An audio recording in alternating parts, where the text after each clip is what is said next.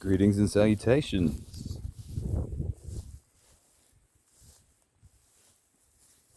Yeah, I just wanted to talk about a couple of things that happened over the last week. Firstly, if you're not watching Timcast, you're missing out. Doesn't matter what you think about Mr. Milquetoaste. It's the guests that he gets on that are important. Pretty similar to the Joe Rogan experience in that regard. And so last week you missed Andrew Meyer. That was a fascinating episode. Interesting dude. And you missed Eliza Bleu. Now, on the Eliza Bleu episode, I got pretty fired up in the chat because there were a lot of trolls in there. And basically, according to her personal story of why she's become an advocate for victims of sexual abuse, coercion, and child trafficking, she can't really get into the details of for legal reasons. I'll give her the benefit of the doubt there for sure. But the trolls were just epic. Tim also put out a poll based on the case you may have heard of people on New York subway witnessing a rape, and it was noted that the men in the situation did nothing to help this poor woman. And given the climate, I can sort of understand. But at the same time, if you don't intervene in that situation, even risking court and charges, you can't call yourself a man. I'm sorry. That's just pathetic. Completely pathetic. And if the legal system's so corrupt that it's going to condemn a man for defending a woman in that kind of a situation, then we've got bigger problems. Hand over your balls if you voted too. Hand over your man card. Forget about it. And furthermore, the trolls kept saying, oh, believe all women, blue hair, don't care. But you know what?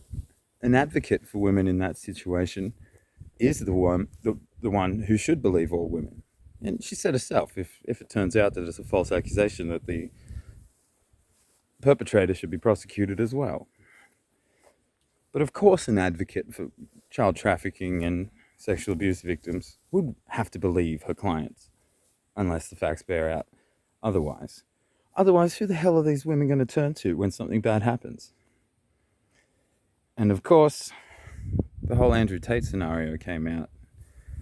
Now, I don't particularly like Andrew Tate as a person. He does say some great things. He says some terrible things.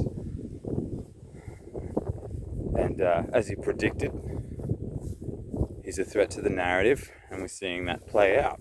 Just like the Julian Assange case, the women who were initially brought forward as his victims have come out twice now, because apparently these are old allegations and this is all 9 months old, and had to defend the man again, saying it was consensual, they're friends.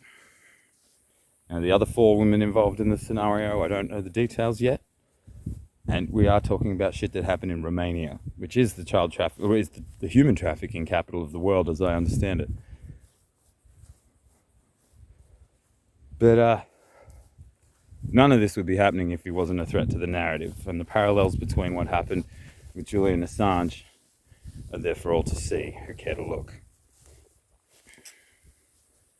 So yeah, whatever you think about Mr. Milquetoaste, I recommend watching Timcast if you want to see a mainstreamy style version of the truth. I also recommend Redacted for the same reason. Clayton Morris and his wife are doing a fantastic job over there. I'd call it ultimate mainstream. So, take it with a bit of a grain of salt, but they seem to vet their information pretty well. And I'll continue watching both.